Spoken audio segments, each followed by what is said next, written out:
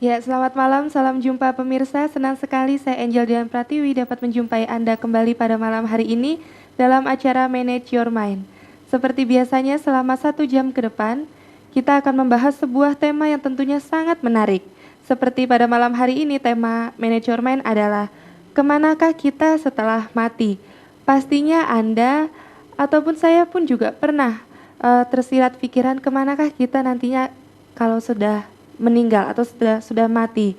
Nah, untuk itu telah hadir narasumber pada malam hari ini di studio. Saya sangat bangga sekali karena baru pertama kali juga saya bisa berbincang langsung dengan Ibu Brenda Imaikrey. Selamat malam Ibu. Selamat malam Mbak Angel. Iya, apa Senang kabar sekali Ibu? ketemu.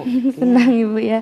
Iya, beliau ini adalah seorang certified clinical hypnotherapist, betul Ibu ya? Betul. Iya. Betul. Ibu, kalau nggak salah Ibu Brenda ini dari Jakarta Ibu ya? Betul, saya Iya. tinggal di Jakarta. Waduh, luar biasa karena pada malam hari ini sudah mau menyempatkan diri untuk terima kasih berbincang di kepada Manage Dama Your TV. Mind. Iya, Ibu, tema Manage Your Mind pada malam hari ini adalah kemanakah kita setelah mati. Ya, mungkin Ibu juga dulunya pernah tersirat akan kemana? Ya, Ya, betul. Ibu. Nah, mungkin apa sih Ibu yang menentukan ke alam manakah kita nantinya setelah mati? Oke. Seperti yang mungkin pemirsa juga sudah ketahui bahwa di dalam Buddhism itu ada 31 alam kehidupan. 31 alam kehidupan ini terdiri dari 4 macam alam-alam tanpa bentuk. Jadi alam itu tanpa bentuk. Ada 16 macam alam berbentuk. Ada 11 macam alam penuh nafsu indera, yaitu termasuk manusia, termasuk binatang, makhluk-makhluk hantu, genderuwo, gitu. Itu termasuk alam-alam yang dinamakan dengan kama bawah. Jadi ada 31 alam dan setelah keluar dari manusia, kita mungkin kembali sebagai manusia, kita mungkin menuju ke alam-alam bahagia, alam-alam yang seperti alam-alam dewa, alam-alam Brahma, atau mungkin malah kalau perbuatan kita sepanjang kehidupan kita ini banyak minusnya, banyak negatifnya, banyak sekali hal-hal yang dilanggar. Nah, siap-siap aja turunnya ke neraka atau ke hantu atau binatang. Jadi kira-kira seperti itu. Jadi kita ini manusia sudah diberitahu ada petunjuk-petunjuk dan kita punya hal-hal aturan-aturan dalam kehidupan kita. Kalau kita sudah tahu apa yang baik kita kerjakan, kita sudah pasti tenang nanti meninggalnya akan ke alam bahagia, minimal ke manusia lagi. Tidak sampai jatuh ke alam-alam yang menderita itu. Tapi kalau kita sudah tahu perbuatan baik, perbuatan jelek ini kita lakukan dan kita masih terus lakukan, ya siap-siap aja kalau nggak jadi binatang atau jadi manusia yang menderita atau jadi hantu-hantu yang gentayangan atau jadi raksasa, itu begitu. Begitu. Berarti kalau misalnya kita baik selama hidup sekarang, kemungkinan nanti di masa yang akan datang ketika kita terakhir kembali kita juga tidak jauh-jauh dari seperti sekarang. Betul begitu, kalau kita jadi manusia, kita lahirnya tidak jauh-jauh berbeda. Makanya kenapa semua ini adalah hukum sebab akibat. Apa yang kita tanamkan itulah yang akan kita tuai. Itu sama dengan hukum karma.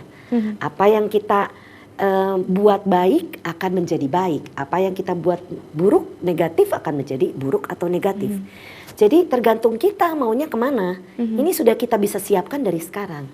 Jadi kalau saya banyak bilang sama orang, ayo banyak-banyak berbuat baik, itu jangan menyepelekan perbuatan baik sedikit pun. Kita nolong ibu-ibu misalnya mau nyebrang, atau lagi naik busway misalnya, kasih bapak-bapak yang misalnya cacat atau tua atau kasih itu tempat duduk, atau kita membantu orang menyeberang, kita membantu semut itu supaya dia bisa nyeberang, tidak membunuh. Semut. Seperti itu, semut ya. Berarti termasuk seperti lalat atau bahkan nyamuk pun juga seharusnya kita menghindari untuk membunuh, Ibu. Iya, karena sebenarnya kalau ini ada hubungannya dengan Buddhism, ada 5 hal di mana kita punya aturan-aturan kan. Yang pertama tidak membunuh atau melukai makhluk hidup. Yang kedua tidak mengambil barang yang tidak diberikan. Tadi kalau saya nggak minta, ini saya nggak boleh menambil. Tapi karena saya haus, saya mau minum, saya bilang saya minta ya. Dengan minta saya sudah minta izin, bukannya main ambil. Ya. Karena ini bukan punya saya tadinya gitu. Jadi tidak boleh mengambil barang yang tidak diberikan, tidak melakukan perbuatan asusila, tidak berkata kasar, berkata bohong, pokoknya semua yang berhubungan dengan kata-kata kita memecah belah. Dan yang terakhir adalah tidak menggunakan narkoba atau hal-hal yang menyebabkan lemahnya kewaspadaan kita. Ya. Jadi ini adalah aturan-aturan dalam kehidupan yang kalau kita lakukan, kita akan terjamin bisa menuju ke suatu kehidupan yang jauh lebih bahagia. Lebih bahagia. Ya. Nah Ibu, apakah seseorang itu sebenarnya dapat mengetahui Bu, sebelum meninggal Ibu, sebelum mati, dapat mengetahui, oh saya nanti terlahir kembali nih sebagai apa gitu, atau di mana? Saat momen dia hampir meninggal, ini katanya. Saya juga belum pernah meninggal, jadi saya cuma bisa bilang katanya. Katanya ya. Jadi kehidupan kita itu akan keluar seperti film. Jadi kita akan melihat sendiri apa yang kita sudah perbuat dalam kehidupan ini. Perbuatannya baik, keluarnya baik. Filmnya baik. Perbuatannya buruk, ya keluarnya buruk. Begitu pada saat di akhir kehidupan itu kita begitu takut atau apa, itu akan yang terbawa dalam ke alam berikutnya. Misalnya terkondisi lagi terlahir, misalnya meninggal nih karena kemarahan atau kebencian atau jahat, matinya dibunuh misalnya. Misalnya mati dibunuh terkena di pundak. Begitu mati dia punya kebencian pada orang yang membunuhnya. Terlahir lagi jadi manusia misalnya, ya, atau dia turun dulu ke hewan, menjadi binatang. Kalau dia tidak jadi binatang, dia jadi manusia, dia hidup dalam kehidupan ini tidak ketemu penyakitnya, tetapi pundaknya tuh sakit. Sering seperti itu karena kemarahan, kebencian, dendam, sakit hati itu bisa menyerang anggota badan. Kalau diperiksa ke dokter tidak ada penyakitnya. Itu yang menyebabkan saya sering menemukan orang-orang seperti ini. Dari kemarahan itu makanya kita minimaliskan, usahakan untuk tidak mempunyai rasa benci, dendam, sakit hati, kemarahan apapun. Supaya kehidupan kita berikutnya baik. Kalau kita jadi manusia misalnya kita pemarah, muka kita jadi jelek gitu. Kalau kita banyak senyum, muka kita jadi cantik.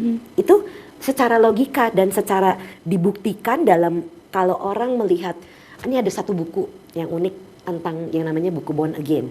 Mungkin pernah baca atau pernah dengar. Nah itu menjelaskan kemiripan wajah dari satu kehidupan ke kehidupan lainnya. Bisa menjadi lebih cantik, lebih baik, atau bisa menjadi lebih buruk. Tetapi tidak beda jauh, raut-rautnya itu ada. Kalau dia perbuatannya baik waktu kehidupan itu, menjadi wajahnya ini semakin baik, semakin cantik. Tapi kalau pada saat kehidupan itu wajahnya itu buruk, maksudnya perbuatannya buruk, wajahnya dalam kehidupan berikutnya rautnya ada, mirip, tetapi jadi lebih jelek gitu. Iya. Nah kalau nggak salah juga karena Ibu tadi menyinggung masalah buku itu ya Bu ya. Nah itu juga ada terlahir kembalinya, misalkan saya perempuan sekarang, tapi nanti ketika saya terlahir kembali itu menjadi seorang laki-laki. Sangat mungkin. Seperti itu. Ya, tergantung dengan perbuatan kita. Dan apa, misalnya begini, makanya harus hati-hati dengan apa yang dikatakan. Kalau saya lahir nanti mau jadi laki-laki, misalnya punya keinginan seperti itu, atau tekad yang kuat, lahir lagi akan jadi laki-laki. Tapi kalau kita misalnya, kalau saya lahir jadi laki-laki mau tak bunuh kamu. Itu udah punya mindset yang jelek. Begitu dia terlahir jadi laki-laki, mungkin dia bukan manusia, mungkin dia adalah harimau yang kerjanya membunuh. Seperti itu. Bisa. Jadi perbuatan, ucapan dan kata-kata kita ini akan bisa menentukan kita kemana nantinya. Harus hati-hati dengan apa yang terucap, misalnya di kehidupan lalunya pernah mengucap janji setia ya, kita nanti kehidupan mendatang jadi suami istri lagi. Malah kalau kita mana tahu perbuatan baik apa yang pernah dilakukan pasangan kita, sama-sama terlahir jadi laki-laki atau sama-sama terlahir jadi perempuan, apa yang terjadi sudah bisa menebak. Iya, seperti itu Ibu ya. Iya. Itu menarik, berarti kalau misalnya jangan juga terlalu mengumbar kata-kata seperti itu ya Bu. Kalau kita mau berjanji setia pada pasangan kita hanya dalam kehidupan ini. Dalam kehidupan ini, jangan bilang di yang kehidupan akan datang ya, Bu ya. Karena itu bisa terjadi. Kita memproyeksikan pikiran kita kepada kehidupan mendatang. Itu akan terjadi karena pikiran kita ini begitu kuat. Sangat kuat sekali berarti Bu. Nah Ibu, kalau demikian Ibu, berarti kan kita bisa tahu gitu Ibu ya, kemananya nanti kita akan setelah mati. Nah itu sisi positif atau negatifnya kalau kita mengetahui itu semua gimana Ibu? Tahu secara pasti tentunya tidak. Tetapi momen pada saat dia akan meninggal, seperti yang tadi saya katakan saya pernah mendengar dan membaca, itu dia akan keluar film kehidupannya. Pada saat keluar film kehidupannya, yang dilihat terakhir itu apa, menjadilah dia. Dan sudah pasti perbuatan celengan, tabungan dalam kehidupan sekarang ini, itu akan menentukan kehidupan berikutnya. Kalau kita misalnya sekarang ini kita rajin memberi, berdana, kita murah hati, ulas asih, dalam kehidupan mendatang kita akan punya harta yang cukup. Kita tidak akan kekurangan. Itu tabungan kita sekarang. Makanya kenapa sedekah gitu kan, harus ada memberikan dana ini. Itu buat tabungan kita nantinya. Kalau dibilang di akhirat, akhirat itu yang menjadi tanda tanya besar, itulah di kehidupan mendatang kita. Kalau kita jadi manusia, kita jadi orang kaya. Itu menjelaskan kenapa dalam kehidupan ini ada orang kaya, terlahir jadi orang kaya atau terlahir jadi orang miskin. Iya, seperti itu Bu, ditahan dulu Ibu. Ya pemirsa, semakin menarik perbincangan pada malam hari ini, tapi jangan kemana-mana, setelah pariwara berikut ini kita akan segera kembali. Ya, kembali lagi pemirsa, tetap dalam acara Manage Your Mind. Ya Bu Brenda, kita lanjutkan kembali, tadi sempat terputus Ibu ya. Sisi positif dan negatif tadi Ibu. Oke, sisi positif dan negatif dari? Dari kalau kita mengetahui kemana nanti kita akan setelah mati. Yang positif, kalau kita sudah tahu kita banyak berbuat baik, kita tidak usah takut dengan kematian. Karena kita akan ada di alam yang lebih bahagia. Tapi kalau kita banyak melakukan perbuatan jelek, tentunya kita takut mati. Karena dalam kehidupan ini begitu banyak perbuatan buruk yang sudah dilakukan. Tapi jangan berhenti sampai situ, kita masih bisa punya kesempatan banyak lagi melakukan perbuatan baik. Sebelum nafas ini berhenti. Jadi setiap detik, setiap menit, setiap jam, setiap waktu kita bisa banyak melakukan perbuatan baik, kita lakukan perbuatan baik itu. Itu akan membuat kita tenang dan tidak akan ketakutan. Orang yang takut mati karena dia itu melakukan perbuatan buruk begitu banyak dalam kehidupannya. Dia melanggar aturan-aturan sila itu, kemoralan itu. Sehingga membuat orang itu ketakutan. Nah kalau dia udah takut begitu, banyak-banyaklah berbuat baik. Kalau dia banyak membunuh, saya akan suruh dia lepasin binatang, jangan dibunuh lagi. Lepasin burung, mau dipotong misalnya atau apa yang mau dipotong, lepas. Banyak-banyak menabung, memberikan pada yang membutuhkan, seperti itu. Banyak-banyak berdana, seperti itu. Nah, Ibu, apakah kita terlahir untuk menjadi lebih baik lagi di alam selanjutnya, atau seperti yang tadi dikatakan Ibu, kalau misalkan dari sekarang misalnya orang itu atau saya sudah berbuat banyak keburukan. Nah, ketika nanti saya terlahir kembali, apakah saya tidak bisa untuk merubahnya menjadi lebih baik atau memang akan mengikuti agak buruk terus? Tergantung niat dan tujuan kita. Kalau kita capek dalam kehidupan ini, kenapa ya saya kok hidup ini menderita terus, saya perbaiki Saya akan berbuat baik pada siapapun, saya memancarkan cinta kasih saya kepada siapapun seputar saya. Saya banyak melakukan pikiran-pikiran baik, kata-kata dan perbuatan saya yang baik. Itu akan bisa mengubah. Jadi perbuatan ini kalau kita sudah pernah melakukan yang buruk, ya sudah. Itu sudah pernah kita lakukan, ya pasti nanti akan berbuah pada waktunya. Tapi kita jangan stop berhenti di situ. Waduh, saya udah begitu banyak melakukan pelanggaran, harus bagaimana? Lah banyak-banyak lagi berbuat baik. Karena biasanya hukum karma itu pasti adil, berlaku pada siapa saja, kapan saja. Wah, jadi saya promosi. Iya Ibu. Ya, nah Ibu, berarti intinya tuh kalaupun kita sebelum kita meninggal gitu Ibu ya, yang ada di pikiran kita itu kalau bisa harus yang baik ya Bu. Oh iya. Kalau kita banyak berbuat baik, otomatis film yang main itu baik terus. Jadi makanya kenapa saya selalu bilang banyak-banyaklah berbuat baik. Meditasilah sehingga pikiran kita ini selalu terjaga. Dhamma TV mengajak bermeditasi, meditasi. Tidak perlu agama manapun, siapapun bisa bermeditasi. Ada berzikir, itu adalah salah satu bentuk meditasi. Ada yang memakai rosario, itu adalah salah satu bentuk meditasi. Jadi sesuai dengan agama masing-masing. Bisa Ibu ya, untuk bermeditasi. Iya. Iya. Nah Ibu, apakah semua orang, semua itu pastinya nanti akan terlahir kembali Ibu? Terlahir kembali, iya. Tapi di alam mana tergantung perbuatannya. Tergantung dari Ya, perbuatannya. pasti. Pasti ada sebab, ada akibat. Ada yang muncul, ada yang tenggelam. Ada yang lahir, ada yang mati. Lahir lagi, mati lagi. Begitu terus. Nah Ibu, kan tadi berbicara tentang buku tadi Bu ya, semacam reinkarnasi itu kan termasuk terlahir kembali Bu ya. Nah itu kalau dengan Ibu selaku tadi certified clinical hypnotherapist, itu apakah bisa tahu Ibu? Mungkin kayak seseorang dulunya itu dia siapa seperti itu. Ya. Itu bisa Tapi Ibu. biasanya saya tidak mau cuman, Bu saya pengen tahu masa lalu saya apa. Saya bilang buat apa? Saya melakukan regresi, ini teknik yang dinamakan dengan regresi. Artinya membawa orang itu ke permasalahan orang itu.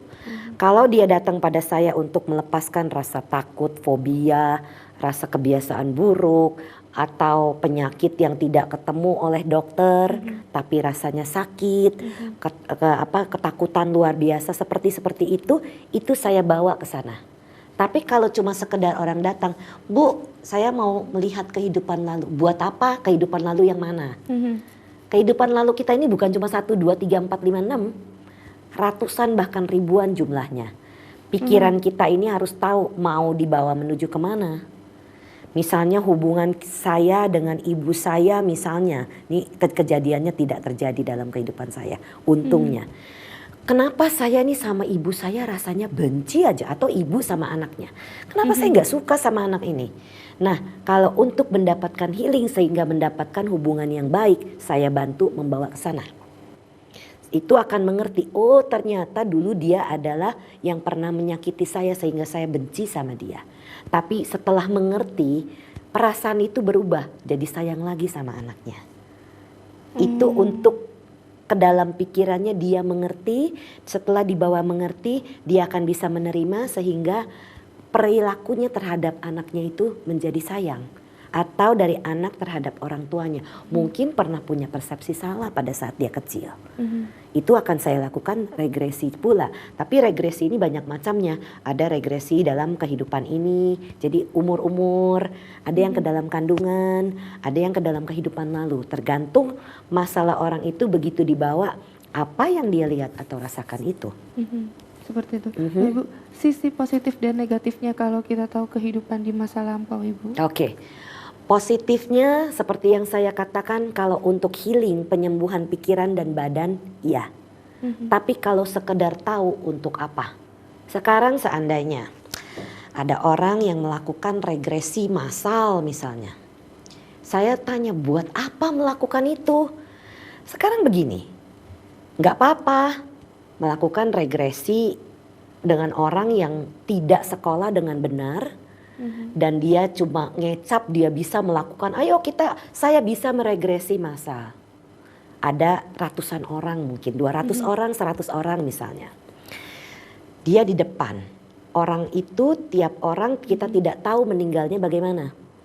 Ada orang yang terbunuh, ada orang yang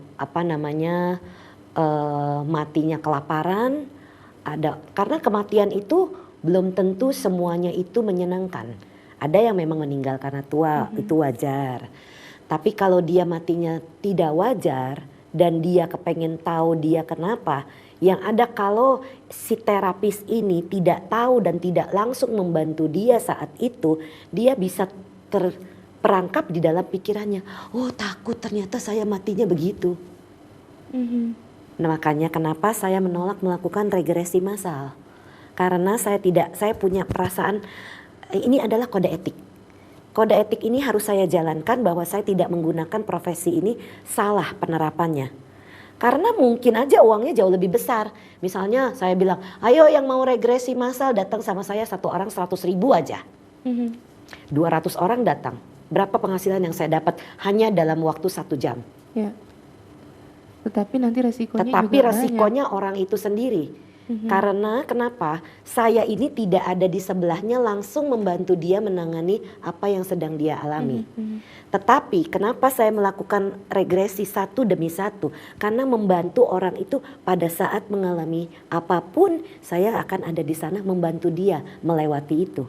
Sehingga rasanya aman. Kalau yang sendiri, yang rame-rame itu saya tidak rekomendasikan.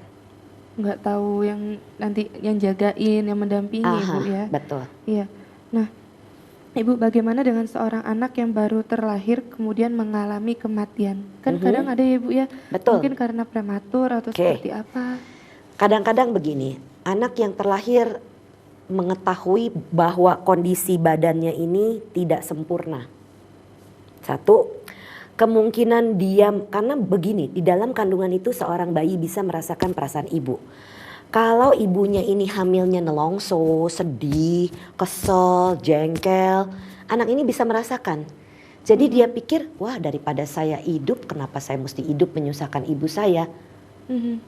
Dia give up, lepas. Karma itu pendek. Karena memang karma anak itu dia banyak membunuh mungkin dalam kehidupan lalunya sehingga umurnya pendek. Dan ibunya pun harus mengalami melewati ini untuk mendapatkan kekuatan hati. Dan bukan tidak mungkin nanti anak itu misalnya dia terlahir kembali di alam bahagia, di alam-alam dewa atau alam-alam Brahma atau manapun.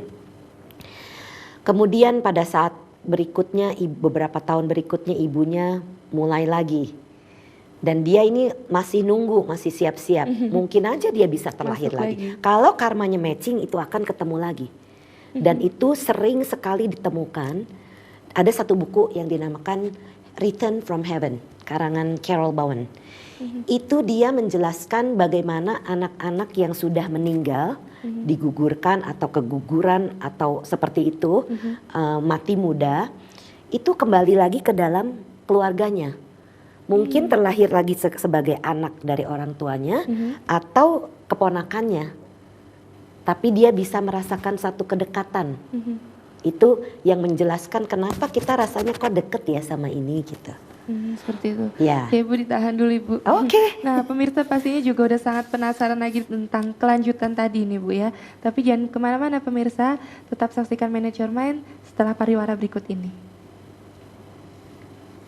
Ya, terima kasih pemirsa Anda tetap setia menyaksikan Manage Your Mind. Bagi Anda yang baru bergabung, tema kita pada malam hari ini adalah kemanakah kita setelah mati. Nah Ibu Brenda, dilanjutkan kembali nih Bu. Tadi kan seperti itu Ibu ya. Nah, apakah pasti kalau anak yang baru lahir katanya kan belum berdosa Ibu ya? Tidak ada dosanya katanya Ibu. Nah itu apakah nantinya akan masuk ke dalam, semuanya masuk ke dalam surga Ibu yang mati-mati muda, anak-anak kecil? Tergantung karmanya. Karma apa yang dia perbuat sebelum terlahir menjadi bayi yang baru mati ini. Kalau dia banyak berbuat baik, dia akan terlahir otomatis di alam bahagia. Tapi karena rata-rata karena dia belum banyak melakukan perbuatan buruk pada saat dia lahir, rata-rata dia memang ke alam-alam bahagia, alam-alam dewa, alam-alam Brahma. Seperti itu. Atau menjadi malaikat lah istilahnya ya. Itu sangat mungkin karena dia belum melakukan perbuatan buruk. Tapi kalau dia dalam kehidupan ini sudah banyak melakukan perbuatan-perbuatan buruk, itu akan jatuh ke dalam alam-alam menderita. Seperti yang tadi kita sudah diskusikan. Nah Ibu, apakah yang harus kita lakukan agar tidak terlahir kembali? Yang kita lakukan untuk tidak terlahir kembali, meditasi. Cuma dengan meditasilah kita akan mencapai jalan kesucian. Sehingga jalan kesucian ini ada 4 hal. Ada satu tingkatan yang dinamakan dia terjamin akan terlahir menjadi manusia sebanyaknya paling banyak 7 kali. Tapi dia tidak akan jatuh ke alam-alam menderita. Itu dia akan jadi manusia selama itu. Yang tingkat kesucian kedua dia masih akan terlahir paling banyak 3 kali. Yang tingkat kesucian ketiga, dia tidak akan terlahir di alam manusia, tapi dia terlahir di alam Brahma. Karmanya selesai, dia masuk menjadi arahat. Itu tidak akan terlahir kembali kemanapun. Karena penderitaan-penderitaan itu, kehidupan adalah membuat begini. Jadi kehidupan ini atau hidup misalnya merasakan penderitaan, dan kita kalau melihat kalau jadi binatang itu juga menderita.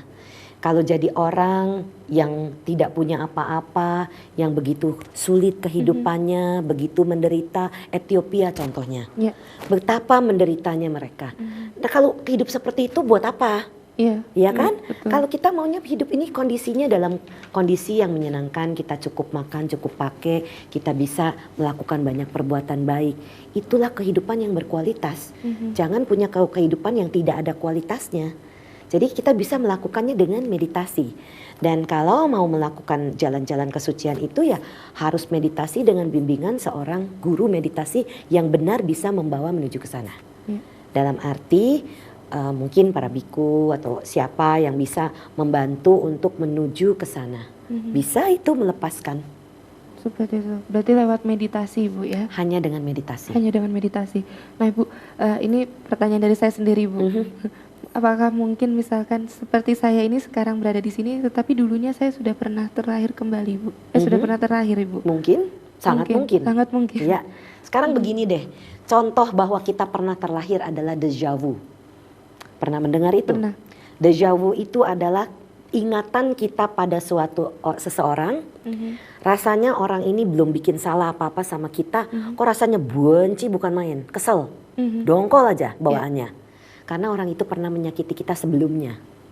Atau dengan seseorang kita baru pernah ketemu, kok rasanya pernah kenal di mana ya? Rasanya udah lama gitu kenal. Ya karena memang pernah bersama kita sebelumnya. Mungkin jadi orang tua, mungkin jadi pasangan, mungkin jadi anak, apapun, teman sekerja. Dan ada satu tempat, kita baru datang ke satu tempat, baru pertama, kok rasanya pernah kesini ya? Itu menjelaskan kita memang pernah ada di sana, makanya mengenali. Dan déjà vu situasi di mana seandainya kita lagi ngobrol-ngobrol, kok kayaknya kita pernah ya merasakan ngomongnya nih begini gitu. Itu dinamakan dengan déjà vu situasi. Memori kita ini menyimpan semuanya. Jadi pada saat itu terjadi, triggernya keluar, pemicunya keluar. Dan itu yang menyebabkan, oh oke, mengerti. Jadi kita lahir ini ke dunia bukan kebetulan. Tetapi ada sebab, ada akibat. Iya. Nah, Ibu, bisakah seseorang berbicara dengan dirinya yang berada di masa lalu atau di alam lain, Ibu? Maksudnya? Bisakah misalkan saya, Ibu, ya, berbicara dengan diri saya yang berada di masa lalu atau di alam lain? Mestinya tidak. Tidak, Ibu. Karena kesadaran ini pindah dari, ini bukan jiwa ya. Ini ada dua pengertian antara reinkarnasi dan tumimba lahir. Reinkarnasi itu kepercayaan di mana adanya satu jiwa. Seperti orang-orang Hindu, itu ada jiwa di sana, ada soul. Jadi jiwa ini yang pindah dari satu kehidupan ke kehidupan lain. Sedangkan istilah di dalam Buddhism adalah tumimba lahir, yaitu adanya energi, kesadaran yang berpindah dari satu kehidupan ke kehidupan berikutnya, ke kehidupan berikutnya, ke kehidupan berikutnya. Tidak sama pengertian itu, karena ini adalah energi yang berpindah-pindah ini, dan ini energi ini tidak kekal. Ya, jadi harus dibedakan pengertian antara lahir kembali, tumimba lahir ini kelahiran ulang, dan adanya reinkarnasi. Itu berbeda. Memang di dalam buku Born Again di sana dia sebutkan sebagai reinkarnasi. Tapi dalam pengertian Buddhism disebutkan sebagai tumimba lahir. Ya. Nah, Ibu, pada umumnya, Bu, sampai kapankah seseorang selalu terlahir kembali? Sampai dia membebaskan dirinya sendiri mencapai jalan kesucian. Hanya dengan meditasi lah. Kalau tidak dengan meditasi, kita akan berputar-putar di 31 alam kehidupan itu. Terus, Ibu? Terus menerus. Makanya kenapa bisa saya katakan ratusan, ribuan, bahkan puluhan ribu kali kita terlahir.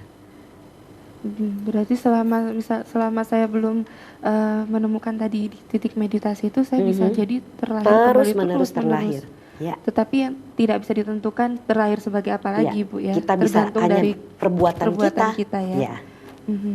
Nah Ibu, apakah yang membuat seseorang selalu terlahir kembali, perbuatannya atau pemahaman atau pikirannya, Ibu? Perbuatan itu adalah dari karmanya. Jadi ini ada hubungannya dengan cita atau pikiran. Jadi pikiran ini yang menentukan segalanya.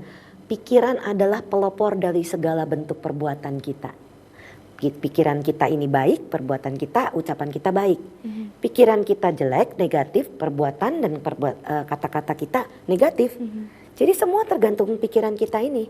Dan kita usahakan, karena kalau sudah tahu pikiran kita ini adalah sumber segalanya.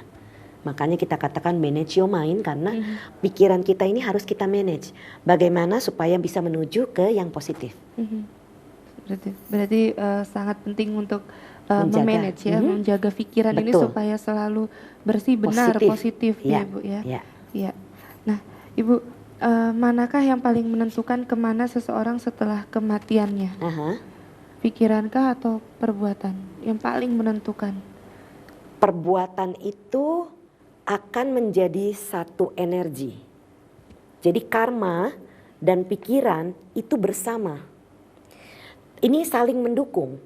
Karena tidak mungkin, karena gini, pikiran ini yang menjadikan perbuatan kan. Nah, sedangkan perbuatan kalau sudah melakukan sesuatu itu terekam di dalam pikiran. Jadi ini dua-duanya berkaitan sangat erat. Jadi pikiran dan karma ini bersatu untuk menentukan kemana kita terlahir. Jadi tidak bisa misalnya kita berbuat, kita sekarang berbuat jahat aja yang banyak gitu. Nanti kita tidak perlu kita hanya perlu memikirkan yang baik, itu yang jahat-jahat perbuatan kita ini kita lupakan. Tidak bisa itu dilupakan. Karena ini terekam di dalam memori kita. Hanya kita yang tahu perbuatan apa yang pernah kita lakukan. Hanya kita yang tahu kita melanggar atau tidak. Hanya kita yang tahu kita bohong atau enggak. Hanya kita yang tahu kita membunuh atau enggak. Kita boleh bilang, saya bisa bilang sama Mbak, tadi saya minta izin loh, nggak minta ambil ini, padahal saya ambil.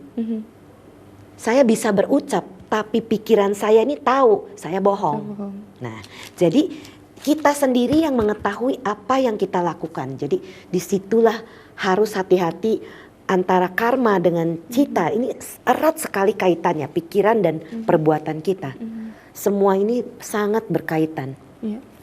Nah, Ibu, berarti tadi dari meditasi itu juga berpengaruh Ibu ya? Sangat. Akan kemanakah kita setelah kematian Ibu? Ya, karena kalau kita sudah terbiasa menjaga pikiran kita dalam sesuatu hal yang positif, kita akan selalu berpikir positif.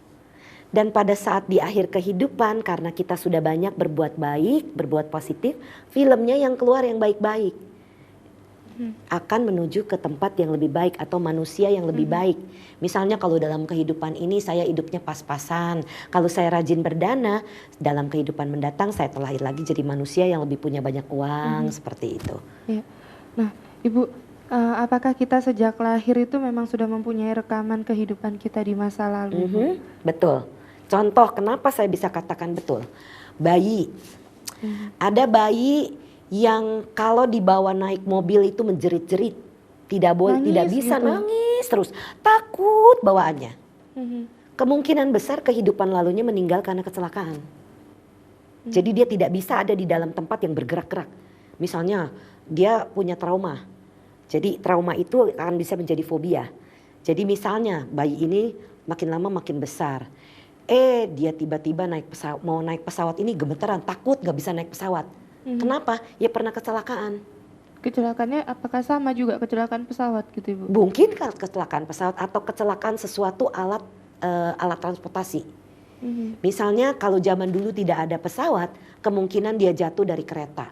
Karena ada pergerakan-pergerakan itu pada saat turbulence di pesawat, bergerak-bergerak itu membuat dia ketakutan. Karena memang pernah meninggalnya seperti itu, kecelakaan. Itu yang menjelaskan kenapa anak kecil ini masih punya memori yang pure, yang murni. Jadi dia ada masa-masa di mana banyak sekali hal yang aneh kalau diperhatikan. Misalnya anak kecil itu kok punya kecenderungan suka bermain kapal-kapalan, misalnya pesawat terbang. Ada ini cerita nyata ini.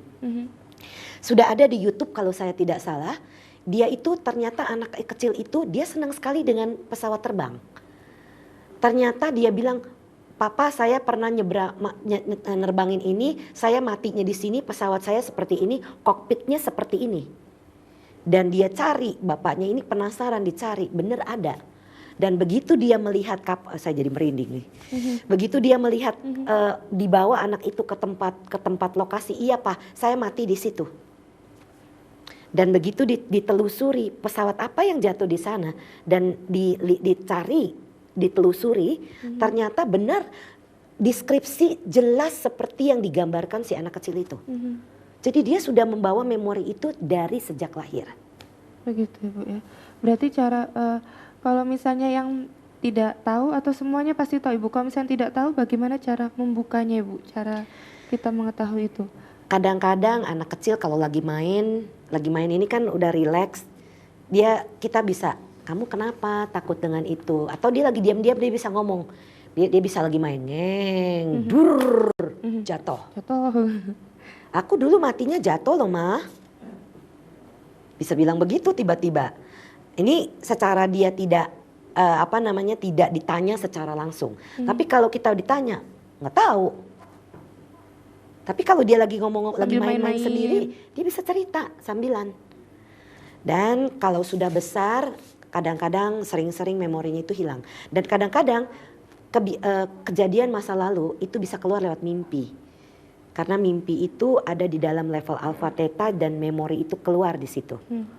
Jadi kita sering mimpi buruk, mungkin karena meninggalnya kenapa sebelumnya. Iya, sebentar Ibu, pariwara lagi. Oke. Ya, pemirsa, pastinya Anda juga sangat tertarik sekali ya tentang tadi mimpi buruk seperti itu ya Ibu ya. Tapi jangan kemana-mana, setelah pariwara yang berikut ini kita akan segera kembali. Ya, terima kasih pemirsa, kembali lagi dalam acara Manage Your Mind. Ya Ibu, tadi anak kecil ya Bu ya bisa sambil ditanyakan, tetapi apakah boleh Bu, misalkan nanti saya ketika punya anak Ibu, terus saya iseng gitu Ibu, pas anak saya lagi asik main saya tanya gitu, "Kenapa nak, kok kamu seperti itu?" Apakah boleh Ibu kayak gitu? Bisa aja. Nggak apa-apa Ibu ya? Nggak apa-apa. Kalau anaknya mau jawab, dia bisa jawab, keluar dari memorinya. Bisa keluar dari memorinya. Tetapi kalau kita tidak terlatih untuk menangani, seandainya sekarang begini, apakah Ibu siap? Mbak siap, misalnya dia lagi main-main begini, tiba-tiba dia nangis, ketakutan. Gimana cara menanganinya? Kan nggak tahu. Oh iya. Jadi jangan dikorek-korek kalau memang kalau nggak tahu bagaimana caranya. Kalau dia tiba-tiba bilang begitu dan dia nangis, dia perlu dipeluk. Dia perlu dipeluk sehingga merasakan rasa aman buat dia. "Nak, kamu ini sekarang anak mama, mama sayang sama kamu. Kamu anak papa, papa sayang sama kamu. Ya, tenang ya nak, kamu selamat di sini, aman di sini." Dengan menenangkan seperti itu, dia akan bisa merasakan ketenangan. Jadi kita ingatkan kembali bahwa dia ini sekarang adalah anaknya bapak dan ibunya, papa dan mamanya ini. Jadi bukan lagi yang dulu. Karena kalau tidak, anak itu nangis kita biarinin. Kadang-kadang ada orang tua, ngaco aja, ngawur aja, ngomong sembarangan. Belum tentu dia ngomong sembarangan, bisa jadi dia cerita yang sebenarnya. Tetapi karena orang tua brush it off, dicuekin gitu ya, tidak dibantu anak itu bisa dia membuat makin ketakutan misalnya. Sehingga pada saat dia nanti mau naik pesawat terbang atau dia ada dalam ketinggian, dia takut. Nggak ngerti kenapa penyebabnya, ya ternyata dari masa lalunya. Ya Ibu, nah Ibu, apakah seseorang selalu berbuat baik selalu pasti akan masuk ke alam surga Ibu? Tergantung perbuatan baiknya, tergantung berapa banyak perbuatan baiknya. Alam surga ini seperti yang saya katakan tadi, ada banyak sekali alam-alam surga. Jadi alam-alam dewa dan alam-alam Brahma. Itu ada 4 macam arupa loka, alam tanpa bentuk. Dihuni oleh makhluk-makhluk yang mempunyai arupa jana. Ada 16 macam rupa loka, alam yang berbentuk. Jadi ada alam yang tidak berbentuk, ada yang berbentuk. Jadi termasuk beberapanya adalah alam-alam ini di mana ada bentuk-bentukan. Jadi ada sayapnya kalau ada malaikat seperti itu. Ada rupanya yang seperti selendang, seperti apa. Nah itu ada yang berbentuk, ada tidak berbentuk.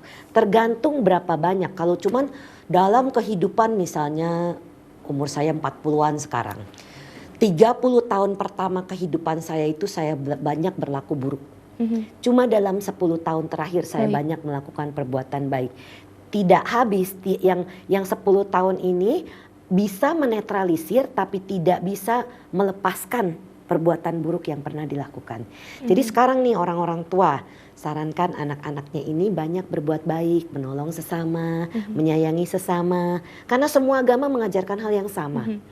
Jadi itu penting untuk ditanamkan sejak kecil. Banyak-banyak berbuat baik. Kalau temannya kesusahan, kalau kamu bisa bantu, kamu bantu. Jangan menjatuhkan orang kalau dia misalnya orang miskin, orang susah. Kalau kita bisa bantu, kita bantu. Kalau kamu misalnya punya roti 1, kamu bagi separuh ke dia. Itu namanya mengajak dia berbagi. Dengan dia berbagi itu akan dia terbiasa, akan rajin berdana nantinya. Itu membawa kualitas baik untuk dia loh. Jadi membiasakan anak kecil itu kita bawa untuk melakukan hal-hal yang baik. Jadi kalau kita misalnya ke kebun binatang, kita lihat, nah binatang itu juga punya kehidupannya, jangan disiksa, jangan dimatiin, jangan dipukul. Kan ada tuh anak yang seneng menyiksa. Jangan, itu nanti bisa berakibat dia umur pendek atau dia penyakitan. Ada sebab akibat itu, hasilnya ada. Berarti seram sekali Bu ya. Bukan untuk menakutkan, tetapi kalau kita hidup di dalam pagar-pagar landasan kemoralan kita aman, kita tidak akan takut. Kita tidak akan takut mati, kita akan merasakan ketenangan dalam kehidupan ini. Kita banyak berbuat baik. Kemana kita mesti takut, kemana kita pergi. Karena kita sudah tahu kita tidak akan jatuh di alam-alam menderita. Nah Ibu, apakah seseorang yang sekarang ini atau yang telah berada di alam surga dapat terlahir kembali di alam manusia Ibu? Bisa, sering saya sering ketemu klien yang terlahir dari alam-alam dewa, alam-alam Brahma. Karmanya sudah selesai di sana, lahir pula sesuai dengan karma berikutnya jadi manusia. Itu menjelaskan nih, kalau Mbak penasaran melihat contohnya, di luaran tuh banyak ceritanya orang berperilaku seperti binatang misalnya. Lah ya kehidupan lalunya memang binatang. Beruntung aja dia masih punya karma baik terlahir jadi manusia. Karena cuma dalam kehidupan manusia ini kita bisa melakukan perbuatan baik. Di alam-alam itu tidak bisa. Binatang jarang sekali yang bisa berbuat baik. Kecuali anjing. Rata-rata cuma anjing yang bisa menolong misalnya manusia. Dia bisa, kalau dia dilatih, dia bisa membantu kita. Betul. Pernah melihat anjing bawain koran, bantuin orang nyebrang yang buta seperti itu. Itu dia melakukan perbuatan baik. Dia melakukan perbuatan baik, dia lahir lagi nanti jadi manusia. Jadi dari alam-alam dewa kalau sudah selesai kehidupan itu jatuh, lahir lagi jadi manusia sesuai dengan perbuatan dia. Makanya kalau untuk terlepas dari 31 alam ini harus dengan meditasi. Ya. Nah Ibu, kalau berapa lamakah seseorang setelah kematiannya terlahir kembali di alam yang lain? Oke. Ini banyak versi-versi yang berbeda. Kalau dari satu versi yang dinamakan dengan versi begitu meninggal langsung lahir lagi, karena kita mengerti adanya hukum sebab, ada hukum akibat. Jadi ada lahir, ada mati, ada lahir. Begitu terus. Lahir mati, begitu terus. Jadi ada yang mempunyai paham seperti itu. Ada yang mempunyai pemahaman dia akan terlahir lagi nanti setelah 49 hari. Ada yang seperti itu. Itu adalah kepercayaan masing-masing. Sangat sulit bagi kita yang belum pernah meninggal untuk membicarakan hal ini. Tetapi yang bisa saya ajak kepada para pemirsa Dhamma TV adalah banyak-banyak melakukan perbuatan baik selagi kita masih punya nafas. Selagi kita masih ada nafas, masih ada kesehatan, masih bisa berbuat banyak kebaikan, menolong orang dengan kata-kata, pikiran dan perbuatan kita. Iya. Nah, Ibu, ini kan karena waktunya juga sudah mau habis, Ibu, semakin habis. Mungkin ada pesan-pesan dari Ibu Brenda untuk pemirsa Dama TV di rumah. Oke. Ya, jadi sejak kecil, sejak dari dalam kandungan kita sudah mengajak anak kita ini berbuat baik. Jadi kalau ibunya hamil, bacakan doa-doa sesuai dengan kepercayaannya. Kita berdoa bersama-sama semoga kelahiran ini adalah kelahiran yang menyenangkan untuk kamu, Nak, dan senantiasa mengkomunikasikan kepada bayinya apapun yang terjadi sehingga perasaan ibu itu jangan terus-menerus dirasakan anaknya, apalagi yang negatif. Setelah anak itu terlahir, membawa dia berlaku baik, menyayangi sesama manusia, tidak mengolok-olokkan orang, tidak menjatuhkan orang, tetapi menganggap ini benar-benar manusia yang sama. Kita ini semua sama, tidak ada bedanya. Yang membedakan adalah perbuatan kita dulunya sehingga menjadi kita ini orang yang lebih punya, atau orang yang lebih susah, atau orang yang lebih sukses, atau orang yang menderita. Cuman itu, karena perbuatan kita itu, padahal semuanya ini sama. Jadi kita harus mengajar anak kita itu seperti itu. Dan kita juga memberikan contoh, jangan kita bilang, nah temennya itu dibantu, tapi tetangga mau pinjam, kalau mau pinjam apa misalnya, kita bilang nggak ada, bohong nih. Anaknya tahu, mah kan mama punya, kok mama bilang nggak ada, katanya mesti bagi. Lah itu orang tua sudah memberikan contoh tidak baik. Jadi memberikan contoh yang baik kepada anaknya. Jadi kita menjadi sampel, menjadi contoh bagi anak-anak kita ini, bagi cucu, bagi keponakan, dan di masyarakat pun sama. Kita tidak cuma sekedar berbicara, tapi kalau kita di depan orang kita ramah sama orang, senyum sama orang, bisa membantu orang ini. Apa yang bisa saya bantu? Apa yang bisa saya bantu sehingga dalam pekerjaan kita bekerja sebaik-baiknya, melakukan pekerjaan kita. Bos akan melihat itu, oh ya anak ini rajin, gajinya dinaikin, pangkatnya dinaikin, seperti itu hasil yang kita dapat. Jadi kalau kita baik sama orang, ini yang paling murah yang sering saya bilang, senyum. Jangan memberikan muka wajah yang merengut pada orang. Karena kalau kita memancarkan energi positif, orang kembalikan juga positif. Kita ini menarik energi sesuai dengan kita yang kita keluarkan. Jadi kalau kita menyebarkan energi negatif, yang kita terima negatif pula. Tapi kalau kita menyebarkan yang positif, kembalinya positif pula. Coba saya kalau senyum sama Mbak, masa Mbak nggak mau senyum sama saya? Iya kan? Pastinya senyum. Iya, pastinya senyum. Jadi begitu, itu yang paling gampang. Jadi ajak anak-anak kita ini berlaku ramah, baik pada siapapun seputar kita. Dan belum terlambat kalau yang sudah seperti saya STW setengah tua ceritanya. Belum terlambat, jangan bilang udah terlambat, udah 70-an, udah tinggal waktu. Belum, masih bisa berbuat baik. Memberikan kemampuan apapun yang dia bisa bagi pada orang. Itu adalah salah satu bentuk dana, memberi. Jadi memberi ini belum tentu dalam bentuk uang. Kita bisa memberikan senyuman, memberikan kata-kata yang manis, yang baik, membantu orang itu bagaimana kalau bisa memecahkan jalan keluarnya, berlaku pula yang baik, sopan. Seperti itu semua yang positif-positif. Pasti kita akan dapatnya yang positif. Jadi pikiran kita ini yang menentukan apa yang akan kita dapatkan. Manage your mind, makanya. Jadi hati-hati dengan pikiran kita. Bawa semuanya ini hal-hal yang positif. Kalau muncul yang negatif, itu negatif, nggak mau buang. Buat apa disimpan? Jangan menyimpan hal-hal yang negatif di dalam pikiran, Ibu. Pikiran atau badan. Karena pikiran ini bisa membuat badan kita jadi sakit. Misalnya kita membenci, dendam, sakit hati. Itu bisa membuat sakit. Saya tadi cerita, saya pernah menekan perasaan sehingga penyakitan. Batuk-batuk gak sembuh-sembuh. Setelah saya mengerti penyebabnya, batuknya sembuh. Paru-parunya sehat, gak ada apa-apa. Lah memang dicek ke dokter gak ada apa-apa. Iya. Jadi berlakulah berkata-kata, pikiran yang baik. Iya. Sehingga kehidupan kita menjadi lebih baik. Ya, terima kasih Bu Brenda. Sama-sama. Karena pada malam hari ini sudah banyak memberikan pengetahuan sekali Ibu. Tentang mulai dari kelahiran dan kematian juga Ibu ya.